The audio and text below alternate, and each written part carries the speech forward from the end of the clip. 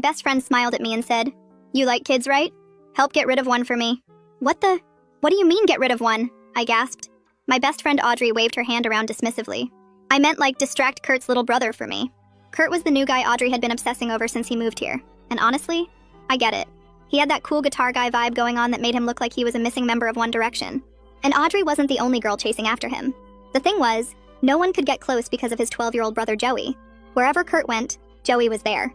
Audrey reached out and held my hands tightly, fluttering her eyes at me. "Please, I just need you to babysit the little brat, so I can have a chance to be alone with Kurt." I couldn't say no. Audrey had been there for me during my last breakup. This was nothing. Babysitting Joey? Easy. It only became a problem when Kurt started to look for me too. Audrey was practically bouncing with excitement when I showed up at Kurt's apartment to pick up Joey. Unfortunately, he was not a happy camper. He pouted the entire ride on the way to the arcade, and when we arrived, all he'd say was, "I want my brother back." But I wasn't ready to give up on him. I held up my Dave & Buster's card and grinned.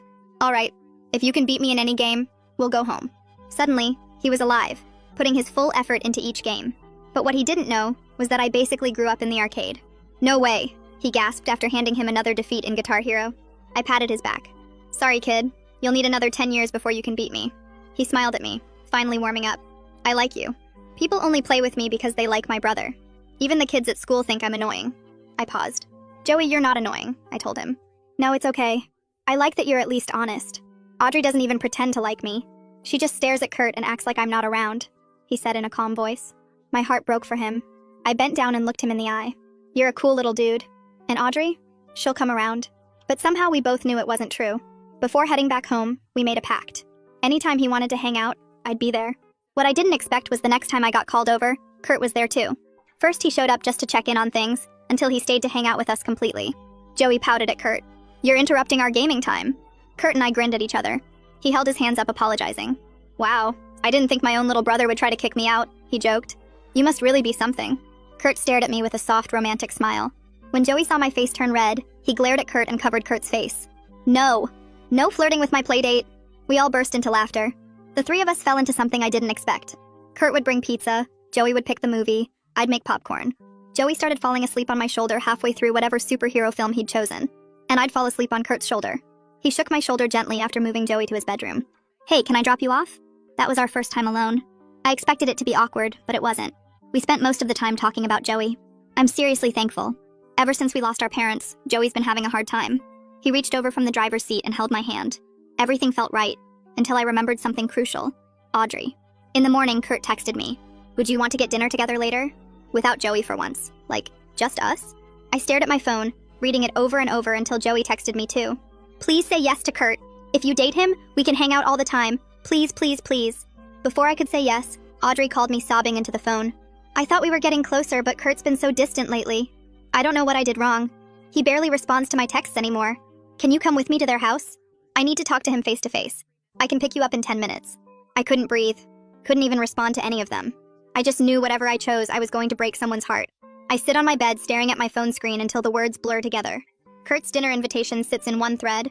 Joey's all caps begging sits in another, and I can still hear Audrey's voice cracking through the phone asking me to come with her in 10 minutes. My thumb hovers over the keyboard, but I can't make it move. I open Audrey's thread first, because she's literally waiting for me right now, and type out that I can be ready in 20 minutes instead.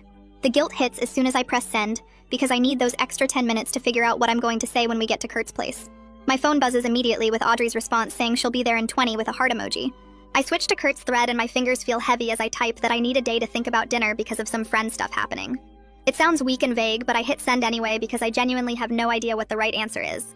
His reply comes back fast, saying he understands and hopes everything's okay.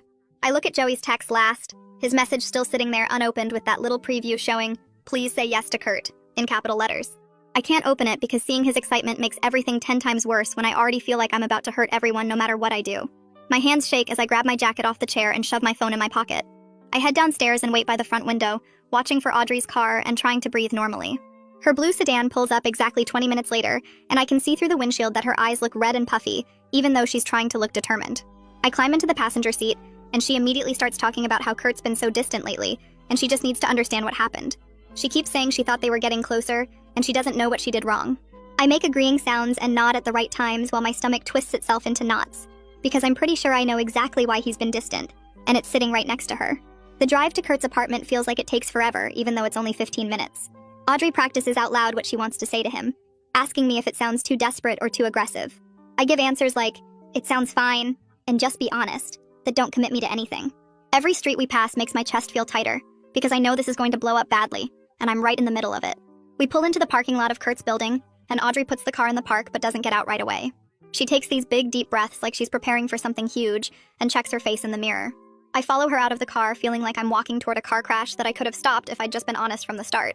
She walks up to the building entrance with fake confidence, and I trail behind her by a few steps. She rings the doorbell and stands up straighter, putting on this brave face while I stand slightly to the side. The door opens and Joey's face appears, and he lights up completely when he sees me standing there. Then his eyes shift to Audrey next to me, and his whole expression changes, his smile dropping away. He doesn't say hi or invite us in, just turns his head and calls for Kurt in this flat voice. I can see him reading the tension already, and it makes me feel even worse. Kurt appears behind Joey, looking confused about why both of us are standing at his door together. Audrey jumps in immediately, asking if they can talk privately for just a few minutes. Kurt's eyes flick to me, and I see this uncomfortable recognition cross his face before he looks back at Audrey. He agrees, but his voice sounds reluctant, and he steps aside to let us in. Joey grabs my hand before I can follow them and pulls me toward the living room where his game console sits on the floor. He starts talking really fast about this new level he finally beat yesterday and showing me the controller setup. I try to focus on what he's saying, but I can hear Audrey and Kurt's voices coming from the kitchen, muffled but clearly serious. My stomach feels sick because I should be honest with everyone about what's happening, but I have no idea how to do that without destroying everything. Joey keeps talking about some boss fight he finally beat, but his voice sounds far away because I'm trying so hard to listen to what's happening in the kitchen. I catch pieces of Audrey's voice saying something about thinking they had something special, and Kurt responding in this calm, gentle tone that somehow makes it worse. Joey stops mid-sentence and looks at me with this expression that's way too knowing for a 12-year-old. His shoulders go stiff, and he sets the controller down on the carpet instead of handing it to me like he was about to. We sit there in this awful silence, where the only sound is the muffled conversation from the other room and the quiet hum of the gaming console. I want to say something to Joey, but nothing comes out because what am I supposed to tell him when I can barely handle what's happening myself? He picks at the edge of the controller and won't look at me anymore. The minutes drag by feeling like hours, and I count the seconds in my head trying to distract myself from the guilt eating through my chest. Finally, I hear footsteps and Audrey appears in the living room doorway. Her eyes are red and puffy, but she's got this bright fake smile plastered on her face that makes my stomach hurt. Kurt follows behind her looking sorry and uncomfortable, and I can see him trying to figure out what to say. Audrey announces in this too cheerful voice that we need to go now, and thanks Kurt for his time. Joey's hand tightens around the controller so hard his knuckles turn white, and I notice but can't do anything about it right now. I stand up too fast and feel dizzy for a second. Kurt's eyes find mine and there's this question in them, like he's asking if I'm okay or maybe asking something else entirely. I can't deal with whatever he wants to know right now because Audrey is already heading toward the door and falling apart right in front of me. I give Joey this quick little wave that feels totally wrong for the situation and follow Audrey out into the hallway. The door closes behind us with this soft click that sounds way too final. Audrey walks fast toward the stairs, and I have to hurry to keep up with her. She doesn't say anything until we're in the car, and she's gripping the steering wheel so tight her hands shake. Then she just breaks. The tears come all at once, and she's sobbing these big gulping sobs while trying to talk at the same time. She tells me Kurt said he values her as a friend, but he's not interested in dating her, and she keeps asking what she did wrong. She wants to know why she's not good enough and what's wrong with her, and I'm making these agreeing sounds like I'm being supportive while guilt tears me apart from the inside. I reach over and pat her shoulder, but it feels fake even though I genuinely feel bad for her. She keeps crying and talking in circles about how she thought they were getting closer, and she doesn't understand what changed. I know exactly what changed, but I can't tell her that, so I just sit there being the worst friend in the world. The drive back to my house takes forever, even though it's only like 10 minutes. Audrey's still crying when she pulls up in front of my place, and I promise to call her later tonight after she's had some time to process everything. She nods and wipes her face with her sleeve, and I get out of the car feeling like I might throw up. I watch her drive away and then go inside. My legs feel weak climbing the stairs to my room. As soon as I'm through my bedroom door, I collapse face down on my bed and just lie there. I feel pulled in 3 different directions with no good options anywhere. My phone buzzes in my pocket and I almost don't want to look at it, but I pull it out anyway. It's a text from Joey asking if I'm okay and saying Audrey seemed really upset. That makes me want to cry because even in the middle of all this mess, he's checking on me instead of being mad that I left so fast. I text back telling him I'm fine and we'll hang out soon, but I keep it short and vague because I don't know what else to say. I stare at the ceiling for a while trying to figure out what I'm supposed to do now. An hour goes by and my phone buzzes again. This time it's Kurt asking if we can talk when I have a chance. I stare at his message for like 10 minutes just reading it over and over. Finally, I type back that I need a day or two to figure some things out. His response comes back right away saying he understands and he's not going anywhere. That should make me feel better, but it just makes everything more complicated. I spend the rest of the evening lying on my bed trying to do homework, but not actually getting anything done. My mom calls me down for dinner and I tell her I'm not hungry. She doesn't push it, which I'm grateful for. When I finally try to sleep that night, my brain won't shut off. I keep replaying every single moment from that first day at the arcade with Joey. The way he smiled when he finally started having fun. How Kurt looked at me during our movie nights. Every time Audrey talked about her crush on him, and I just nodded along like I wasn't developing feelings too. I know I like Kurt, but I also know Audrey's my best friend, and Joey needs things to be stable way more than I need a boyfriend. I barely sleep at all, and when my alarm goes off in the morning, I feel like I got hit by a truck. School is going to be terrible. I drag myself through getting ready, and almost consider staying home, but that would just make things worse. When I get to the school, I'm jumpy and exhausted, and I feel like everyone can see right through me. Then I spot Audrey down the hallway, and she looks even worse than I feel. Her eyes are swollen, and she's wearing her hair down, which she only does when she's trying to hide her face. She sees me and walks over and pulls me into this tight hug. She thanks me for being there yesterday and says she doesn't know what she'd do without me as her friend. I hug her back and feel like the absolute worst person alive. Lunch is torture. I sit at our usual table, and Audrey immediately starts going through every single interaction she's had with Kurt. She's trying to figure out where she misread the signals, and our other friends are all offering sympathy and suggestions. I stay quiet and push food around on my tray. Then someone mentions seeing Kurt talking to me at Joey's school event last week. My whole body goes cold. Audrey's expression does this weird shift like something just clicked in her head, but then she forces this smile and says something about how nice it is that I'm helping with Joey. The smile doesn't reach her eyes though, and I know she's starting to put pieces together. The rest of lunch drags on forever, and I barely touch my food. My hands feel shaky every time I pick up my fork.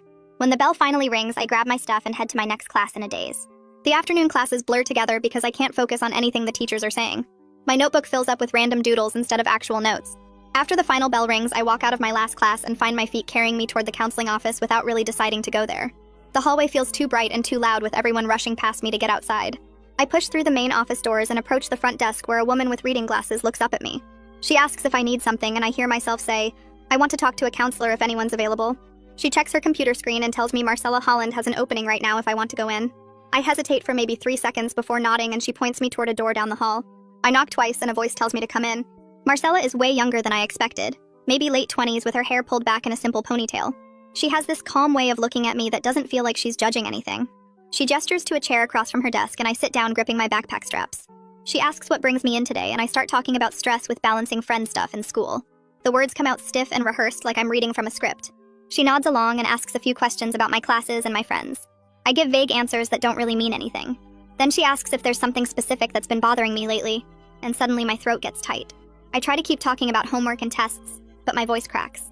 Before I can stop myself, I'm crying, and the whole story comes tumbling out about Audrey and Kurt and Joey. I grab tissues from the box on her desk and wipe my face while explaining how I was supposed to babysit Joey so Audrey could get close to Kurt. But then I started having feelings too. The words keep coming faster, and I tell her about movie nights and Kurt asking me to dinner and Audrey crying on the phone. Marcella doesn't interrupt at all, just sits there listening with her hands folded on the desk. When I finally run out of words, she waits a few seconds before speaking. She asks me what I actually want versus what I think I should want. The question catches me completely off guard because nobody else has asked me that. Everyone just assumes I should pick Audrey's feelings over mine because she's my best friend. I wipe my eyes again and admit I have feelings for Kurt that feel real and important. But I'm terrified of hurting Audrey, who's been there for me through everything. And I'm worried about Joey getting caught in the middle of adult drama when he already lost his parents. Marcella nods slowly and asks if I think my feelings for Kurt would just disappear if I ignore them. I shake my head because I know they won't. She points out that feelings don't work that way, and pretending they don't exist usually makes things worse. Marcella leans forward slightly and says, "I need to have an honest conversation with Audrey before anything else happens." She explains that the longer I avoid it, the worse the betrayal will feel when Audrey inevitably finds out. And she will find out eventually because these things always come to light. I nod because I know she's right, even though the thought of that conversation makes me want to throw up. Marcella also points out that I can't control Audrey's feelings or her reaction. The only thing I can control is my own honesty and integrity. She asks if I want to be the kind of person who lies to their best friend, or the kind who tells hard truths even when it's scary. I tell her I want to be honest, but I don't know how to start that conversation. She suggests I just ask Audrey to meet up and tell her directly that I've developed feelings for Kurt. No long explanation or justification, just the simple truth, and then let Audrey respond however she needs to. I leave her office 20 minutes later feeling slightly less like I'm drowning. The panic is still there, but now there's also a clear path forward instead of just spinning in circles. I walk to my car in the parking lot and sit in the driver's seat for a few minutes. My phone sits in my lap and I stare at it knowing what I need to do. I open my text with Audrey and type out a message asking if she wants to hang out this weekend. My finger hovers over the send button for a solid minute. Then I close my eyes and hit send before I can change my mind. The message shows as delivered, and I put my phone in the cup holder and drive home. My hands grip the steering wheel too tight the whole way. That evening, I'm trying to do homework in my room when my phone buzzes. I grab it expecting Audrey's response, but it's Joey instead. His text says Jackson's band is playing a small show Friday night and asks if I want to come. He mentions Kurt will be there too with 3 exclamation points. My stomach twists because I know I should say no. I should stay away until I figure things out with Audrey. But I also don't want to disappear from Joey's life when he's already dealing with enough. I type back that I'll be there and immediately feel guilty about it. My phone buzzes again with Joey's response full of happy emojis.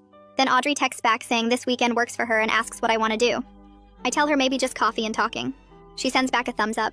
I put my phone face down on my desk and try to focus on my math homework, but the numbers blur together. Friday arrives way too fast. I spend the whole day at the school feeling jumpy and distracted. After my last class, I drive home and change clothes 3 times before settling on jeans and a plain shirt. The venue is this small place downtown that usually has local bands on weekends. I park a block away and walk over, hearing music already coming from inside. The door guy checks my ID and waves me through. The space is dark and crowded with people standing around talking over the opening band. I scan the room looking for Joey and spot him near the stage. He sees me at the same time and his whole face lights up. He pushes through the crowd and grabs my hand, dragging me toward the stage area. Kurt is over by the side with his guitar, talking to Jackson and the other band members. He looks up and sees us and waves. My chest does this warm thing when he smiles at me. Then the guilt crashes in right after because Audrey should be here instead of me. The opening band finishes and Jackson's band takes the stage. They start setting up their equipment and doing sound checks. Joey bounces on his feet next to me, clearly excited to see his brother perform. The first song starts and I'm surprised by how good they actually are. Jackson has a strong voice and the guitar parts are complex. Kurt plays with complete focus, his fingers moving across the strings without hesitation. The crowd around us starts moving to the music. Joey leans against my side during one of the slower songs. I put my arm around his shoulders without thinking about it. In this moment, I realize how much I've come to care about this kid that has nothing to do with his brother. Joey is funny and sweet, and he deserves people who stick around for him. Not because of Kurt, but because of who Joey is. The set ends and the crowd claps and cheers. Kurt and Jackson pack up their equipment while Joey and I wait near the stage. Jackson spots us and walks over with a huge grin. He says something about the show going well, and then looks at me with this knowing expression. He mentions that Kurt talks about me all the time, then gives me a look that makes my face heat up. Before I can respond, Joey interrupts asking if we can all get pizza because he's starving. Kurt appears behind Jackson and agrees immediately. He catches my eye and smiles in a way that makes my stomach flip. Jackson says he needs to help pack up the van, but we should go ahead. We all head toward the exit together, and I try not to think about how this feels like a date, even though Joey is here as a buffer. The pizza place is busy and loud with people talking over each other. We grab a table in the back corner and order 2 large pizzas. Joey immediately launches into stories about his week at the school and some new game he's playing. He talks with his hands, gesturing wildly as he describes beating a hard level. Kurt and I sit across from each other and our eyes keep meeting over Joey's head. Every glance feels heavy with things we're not saying. Jackson watches us with barely hidden amusement, like he's watching a show. After about 20 minutes, he suddenly announces he needs to head out, making up some excuse about an early morning. He leaves money for his share of the pizza and walks out. Now it's just the 3 of us at the table. Joey doesn't seem to notice the shift, but I definitely do. Kurt's foot accidentally bumps mine under the table and neither of us moves away. The pizza gets cold while Joey talks about some gaming tournament at the school, and Kurt keeps glancing at me with this soft look that makes my chest feel tight. Eventually Joey yawns, and Kurt checks his phone saying they should head home because it's getting late. We walk out to Kurt's car, and Joey climbs in the back seat, still talking about his day. The drive to Joey's place takes about 15 minutes, and I sit in the passenger seat watching streetlights pass by the window. Kurt drops Joey off at their apartment, and Joey waves goodbye to me before running inside. Then it's just the 2 of us, and Kurt pulls back onto the road heading toward my house. The silence feels heavy and different from earlier. I stare at my hands in my lap, and Kurt clears his throat. He tells me he got my text about needing time, and he wants me to know there's no pressure on anything. His voice sounds careful, like he's trying not to push. I look over at him and almost say everything right then about Audrey and the guilt and how confused I feel. But the words stick in my throat, and I just thank him for being so understanding about the whole thing. He reaches over and squeezes my hand for a second before putting his hand back on the wheel. When we pull up to my house, I unbuckle my seatbelt and tell him goodnight. He says goodnight back and waits until I'm inside before driving away. I go straight to my room and flop onto my bed staring at the ceiling. My phone sits on my nightstand and I grab it, opening a new text to Audrey. I start typing out this long message about how I've developed feelings for Kurt, and I'm so sorry, and I never meant for any of this to happen. The words look pathetic on the screen, and I keep deleting parts and rewriting them, trying to make it sound less awful. After 20 minutes, I have this whole paragraph explaining everything, but my finger hovers over the send button, and I can't do it. I remember what Marcella said about being honest in person, and how text messages can make things worse. I delete the entire draft and throw my phone across my bed. Tomorrow I'll talk to Audrey face-to-face at the coffee shop like a real friend should. I set an alarm for early Saturday morning and try to sleep, but mostly just stare at the dark ceiling thinking about how badly this could go. Saturday morning my alarm goes off and my stomach immediately twists into knots. I get up and shower, then stand in front of my closet for way too long trying to pick an outfit. Everything feels wrong, like I'm dressing for some terrible event. I finally settle on jeans and a regular shirt because trying too hard would be weird. I practice in the mirror saying different versions of the confession. I try starting with an apology, then try starting with the actual feelings part, but everything sounds horrible. Each version makes me sound like the worst friend in the world who betrayed her best friend over some guy. I check my phone and see it's almost time to meet Audrey, so I grab my keys and drive to our usual coffee shop downtown. My hands shake a little on the steering wheel, and I have to take deep breaths at red lights. When I park outside the coffee shop, I sit in my car for a few extra minutes trying to calm down. Through the window, I can see our normal table in the corner is empty. I force myself to get out and walk inside, ordering my usual drink even though I feel too sick to actually drink it. I sit down at our table and wait, checking my phone every 30 seconds. Audrey walks in about 5 minutes later, and she actually looks better than she did earlier this week. Her eyes aren't red and puffy anymore, and she's wearing makeup and a cute outfit. She orders her drink, then comes over and sits across from me with this bright smile. Before I can say anything, she launches into this whole speech about how she's been doing a lot of thinking and she's decided to move on from Kurt and focus on herself for a while. She talks about how she realized she was building up this fantasy in her head, and it wasn't healthy. My rehearsed confession completely dies in my throat as I listen to her talk about her new perspective on everything. She seems so much better and more at peace, and I realize telling her now might actually be even harder than if she was still upset. She keeps talking about self-improvement and joining some new club at the school, and I just nod along, feeling worse with every word. I force myself to interrupt her mid-sentence, and my voice comes out shaky. I tell her I need to say something important, and her expression immediately shifts from happy to concerned. She asks what's wrong and leans forward like she's ready to help with whatever problem I have. The words tumble out clumsy and rushed, and I admit I've developed feelings for Kurt, and I'm so sorry, and I never meant for any of this to happen. Her face freezes, and I watch her process what I just said. She goes through several emotions really fast, and I can see confusion, then hurt, then something like betrayal, before her expression settles into this cold, blank look. She asks in a voice that's too calm and controlled how long I've felt this way. I'm honest and tell her it's been building over the past few weeks while I've been spending time with Joey. Somehow saying Joey's name makes it worse, like I was sneaking around with her crush while pretending to babysit. Her jaw tightens and she looks away from me toward the window. She asks if Kurt feels the same way about me, and I tell her yes, he asked me to dinner, but I haven't given him an answer because our friendship matters more. That doesn't seem to help at all. She stands up suddenly and her chair scrapes loud against the floor.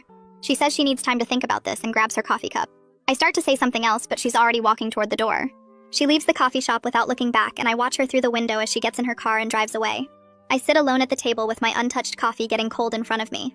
The barista behind the counter glances over at me, probably wondering why I look like I'm about to cry. I feel like I just destroyed the most important friendship I have, but there's also this weird sense of relief that the secret is finally out in the open. At least now everything is honest, even if it's terrible. I stay at the coffee shop for another hour just sitting there because I don't want to go home yet. My phone stays silent the whole time, and I don't text Audrey because she asked for space. Eventually, I drive home and spend the rest of Saturday in my room doing homework and trying not to check my phone every 5 minutes. My parents ask if I'm okay at dinner, and I tell them I'm fine, just tired. Sunday drags by even slower, and I deep clean my room just to have something to do with my hands. I keep picking up my phone to text Audrey, then putting it back down. Around 6 in the evening on Sunday, my phone finally buzzes with a text from her. My heart jumps, and I open it immediately. She asks me not to go on that dinner with Kurt yet, and says she needs more time to process everything, and she doesn't want to see me with him right now. I respond right away saying of course I'll wait, and her friendship matters way more to me than any potential relationship. She sends back a thumbs up emoji and nothing else. I put my phone down, feeling relieved she responded, but also sad that our friendship feels so damaged. Monday morning, I wake up to a text from Kurt asking if I've thought more about dinner, and saying he'd really like to take me out this week. I stare at the message for a long time, trying to figure out how to explain. I type back telling him about my conversation with Audrey on Saturday, and how she asked me to wait before going on any dates with him. I explain that I need to respect her feelings right now because she's my best friend. Kurt responds pretty quickly saying he respects that decision, and he's not going anywhere so we can take whatever time I need. But even through the text, I can sense the disappointment, and it makes my chest ache. I thank him for understanding and tell him I'll let him know when things settle down. He sends back a simple okay with a sad face emoji. I get ready for school feeling exhausted even though the day hasn't started yet. Everything feels complicated and messy, and I don't know how long Audrey will need, or if Kurt will actually wait, or if Joey will be mad at me for making everything weird between his brother and my friend. At the school, I keep my head down and try to focus on classes, but my mind keeps wandering to Kurt's unanswered text and Joey's excited messages that I still haven't opened. During lunch, I spot Audrey sitting with our usual group, and she waves me over with a small smile that doesn't quite reach her eyes. I slide into my seat, and she asks about the history homework in a polite voice that feels wrong coming from my best friend who normally complains about assignments. Our other friends exchange quick glances like they know something happened, but nobody asks directly. Maya mentions seeing Kurt at the music store yesterday, and Audrey's smile gets tighter, but she just nods and changes the subject to weekend plans. I pick at my sandwich and mostly stay quiet while the conversation flows around me. After lunch, I find myself walking toward the counseling office without really planning to, and the secretary tells me Marcella has an opening. I sit in the small office with its motivational posters, and she asks how things went with Audrey. I explain the coffee shop conversation and how Audrey asked me to wait before dating Kurt, and Marcella nods slowly. She reminds me that being honest was the right choice even when it's hard, and that I can't control how long Audrey needs to process everything. I leave feeling slightly better, but still heavy with the weight of everything unresolved. The next few days crawl by with Audrey staying civil but distant. And I notice some of our mutual friends acting slightly weird around me like they've heard a version of events. I don't ask what Audrey told them because I'm too tired to defend myself or explain the messy situation. Kurt and I text occasionally about homework or random stuff, but we both avoid talking about anything serious. I go to game night at their apartment later that week, and Joey immediately notices something's off. He pauses his game and looks at me with those two smart eyes. He asks if I'm mad at Kurt because there's been weird energy lately. I force a smile and tell him everything's fine, but he gives me this skeptical look that makes him seem way older than 12. He doesn't push it, but I can tell he doesn't believe me, and the rest of game night feels strained. 2 weeks drag by with Audrey only responding to my texts with short, polite answers, and I start accepting that our friendship might be permanently broken. Kurt and I keep things friendly on the surface, but there's this careful distance between us now, like we're both afraid to say the wrong thing. Joey texts me more than usual, asking when I'm coming over next, and if everything's okay, and I can tell he's confused by the sudden shift in how we all act around each other. Then one afternoon, my phone buzzes with a text from Joey that makes my chest tight. He says he got in a fight at the school after some kids teased him about being a charity case whose brother only gets attention from girls. I immediately text back asking if he's okay and if Kurt knows what happened. He responds that he's fine, but he's sitting in the principal's office waiting for Kurt to pick him up. An hour later, Kurt calls and his voice sounds exhausted and stressed in a way I've never heard before. He explains that Joey got suspended for 1 day, and the school wants to schedule a meeting about his emotional state because this is the second incident this month. He apologizes for bothering me, but says Joey's been asking for me and won't really talk to him about what happened. I tell him I'll come over after school tomorrow, and he thanks me in this quiet, grateful voice that makes my heart hurt. The next day, I drive to their apartment feeling nervous about seeing Joey so upset and not knowing if I can actually help. Kurt opens the door looking like he hasn't slept much, and gestures toward the living room where Joey sits on the couch staring at his hands. I sit down next to him and he barely glances at me, which is so different from his usual excited greetings. Kurt hovers for a minute, then says he'll be in his room if we need anything and leaves us alone. I don't try to make Joey talk right away and instead just sit there with him in the quiet apartment. After what feels like forever, he finally speaks in this flat voice. He says he's tired of people only being nice to him to get close to Kurt, and he thought I was different, but now I'm like everyone else. His words hit me hard because he's not completely wrong, even though my friendship with him became real over time. I take a breath and decide to just be honest with him. I admit that I do have feelings for Kurt, but my friendship with him was never fake, and I've been staying away recently because I'm trying to do the right thing by everyone. He listens without looking at me, and picks at a thread on the couch cushion. Then he asks in this small voice if I'm going to disappear like everyone else does. I promise him I'm not going anywhere, and we can keep having game nights no matter what happens with Kurt. But I also tell him he needs to understand that adult relationships are complicated, and sometimes people need space to figure things out. He finally looks at me and asks if that means I'm not going to date his brother. I admit I don't know yet, and that's the truth. We sit in silence for another minute before Kurt comes back and sits in the chair across from us. The three of us have the most honest conversation we've had with Joey, talking about his fears of being abandoned, and Kurt admitting he's been stressed about balancing being a guardian with trying to have his own life. I mostly listen and realize how much pressure they're both carrying every single day. Joey mentions the kids at the school who pretend to be his friend, but really just want to hang out at his house to see Kurt, and how he never knows who actually likes him. Kurt looks pained and says he wishes he could fix that, but he doesn't know how. I suggest maybe Joey could invite one friend at a time to do stuff away from the apartment, so he can get to know kids without Kurt being part of the equation. Joey considers this and nods slowly like maybe it could work. Kurt reaches over and squeezes Joey's shoulder and tells him he's sorry things have been so hard lately. Joey shrugs but leans into the touch, and I can see some of the tension leave his body.